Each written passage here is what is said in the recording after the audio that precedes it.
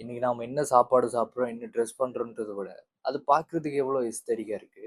இது இன்ஸ்டால போஸ்ட்டா போட்டா எவ்வளோ கிளாஸியா இருக்கும் அப்படின்னு யோசிக்க ஆரம்பிச்சேன். ஒரு காலத்துல சமூக அந்தஸ்த எப்படி மெஷர் பண்ணுவாங்கன்னா, அவங்க கிட்ட இருக்க பணத்தையோ, அவங்க போட்டிருக்க நகையும் வச்சு தான்.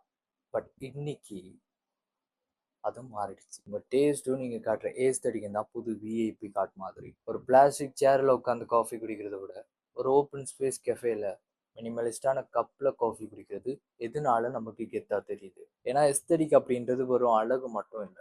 இது இந்த டிஜிட்டல் எரால உருவான ஒரு சோஷியல் ஹைரைட். இந்த எஸ்தெடிக் அப்படின்றதுக்கு பின்னாடி 3 விஷயம் இருக்கு எனக்கு தெரிஞ்சு. முதல் விஷயம், த shift from wealth to taste. முன்னாடிலாம் ஒருத்தவங்க கிட்ட பணம் இருந்துச்சுன்னா பிராண்டடான ட்ரெஸ்ஸஸ், பிராண்டடான திங்ஸ் எல்லாம் வாங்கி அது மூலமா ஷோ பண்ணுவாங்க. பணம் இருந்தா யாருனாலையும் இதெல்லாம் வாங்கிட முடியும் அப்படின்னு புரிஞ்சிருச்சு.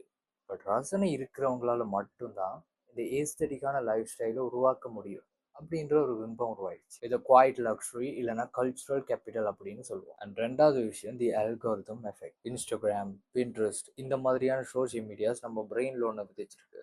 பியூட்டிஃபுல்லான பேக்ரவுண்ட், கரெக்டான லைட்டிங், நியூட்ரல் கலர் டோன்ஸ் உள்ள வாழ்க்கை தான் உயர்தரமான வாழ்க்கை அப்படின்னு. இந்த அல்காரிதம் எதை அழகுன்னு காட்டுதோ அதை அடையிறது தான் இப்போ இருக்க ட்ரெண்ட் அண்ட் ஸ்டேட்டஸ் சிம்பிள். மூணாவது விஷயம், த ஃபேக் மினிமலிசம். எங்கிட்ட கம்மியாக தான்ப்பா திங்ஸ் இருக்கு பட் எல்லாமே ப்ரீமியம் அப்படின்னு சொல்லி காட்டுற அந்த மினிமலிஸ்ட் எஸ்தட்டிக் தான் இருக்கிறதுலே அதிக செலவு வைக்கும். ஒரு சாதாரண ரூம் எஸ்தட்டிக்கா மாத்துறதுக்கு இங்க பல ஆயிரங்கள் செலவாகும். ஸோ சிம்பிளா சொல்லணும்னா எங்கிட்ட பணமும் இருக்கு, அதை ரசிக்கிறதுக்கு அறிவும் ரசனையும் இருக்கு அப்படின்னு காட்டுறது தான் ஏஸ்தெட்டிக். ஆனா ஒண்ணு புரிஞ்சுக்கோங்க, இந்த ஏஸ்தெட்டிக்லாம் கேமராவுக்கு முன்னாடி தான்.